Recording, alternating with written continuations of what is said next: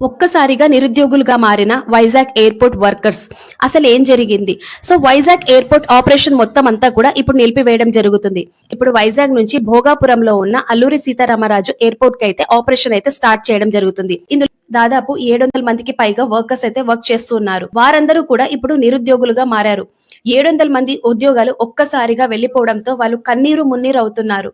ఈ ఆపరేషన్స్ చాలా వరకు కూడా ప్రజలకు ఇబ్బంది లేకుండా జరుగుతూ ఉంది. సో, ఇదంతా బానే ఉంది. కానీ వర్కర్స్ సంగతి ఏంటి? సో, వీళ్ళ జీవన ఆధారము దీనిపైనే ఆధారపడి ఉంది. సో, ఇప్పుడు వాళ్ళు ఏమంటున్నారంటే, మా ఉద్యోగాలు లేదు. మేము దేనిపైన ఆధారపడాలి?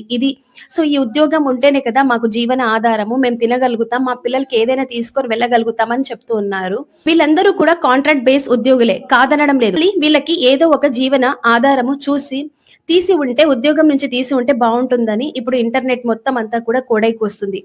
ఈ ఇన్సిడెంట్ గురించి మీరేమనుకుంటున్నారో కింద కామెంట్ చేసేయండి. నిజంగా వీళ్ళకేదైనా ఒక ఆధారం కల్పించాలండి.